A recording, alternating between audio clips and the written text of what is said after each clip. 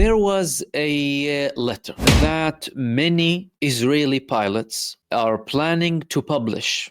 Now, the publication of letters from the Israeli Air Force or Air Force staff or reservists too is not something new. There were many Israeli pilots dozens of years ago publishing letters that Israel did not wish to publish. Again, you need to kind of really dig to find these things. Refusing to serve in an army that breaches humanitarian law. People need to understand that there are, or there were as well, many pilots in Israel who refused to conduct actions against innocent civilians. And that's something well known. Now, there were other letters. There were letters being published very recently, like when Benjamin Netanyahu was pushing with the judicial reform.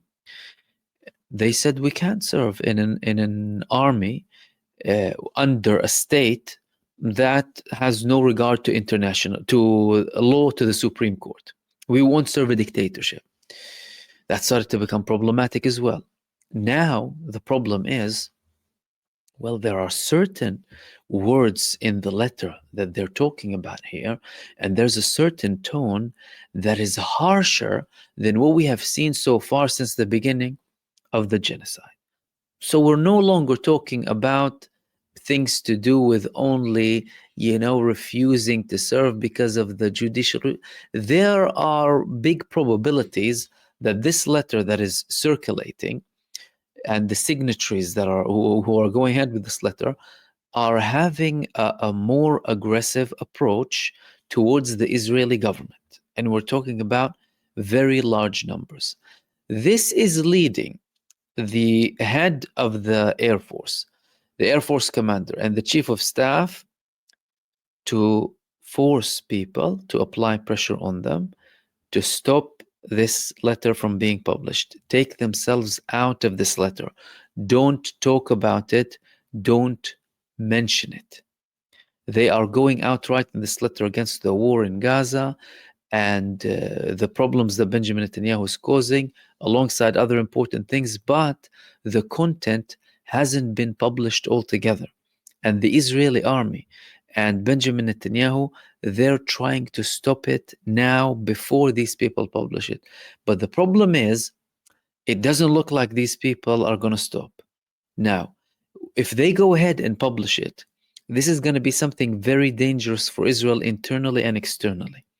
Internally, it's going to send a message from the most important element of the Israeli army, the IDF, that we're refusing to serve. Well, Israel relies heavily on the Israeli Air Force because they carry out most of the strikes. They are the ones who are killing the majority of the people. And they are the ones that have the advantage, have the strategic advantage over most of Israel's enemies. Now, if you have people who are serving and who are reservists too, and the reports that are coming from Israel are trying to hide the fact that some of these people who signed this letter are actively serving or have served very recently, they're trying to say that, no, it's only people who are reservists and who we don't really need, to kind of take down the effect and level of intensity of this letter and the potential outcomes too. However, it doesn't look like these people are stopping. The fact that the chief of staff and the commander of the Israeli Air Force are trying really hard to stop this from being published means that there's something very serious. And if there's a problem with the most strategic power in Israel, which is the Israeli Air Force, that's going to have detrimental results. It's going to have very big problems as well for the continuation of the genocide inside of the Gaza Strip. Now, there were previous reports that in many cases during the genocide in Gaza and also the escalation with Lebanon, the war in Lebanon, there were pilots who were not Israelis. Specifically in the attack where the Secretary General of Hezbollah was assassinated, there were multiple reports that the pilots were American.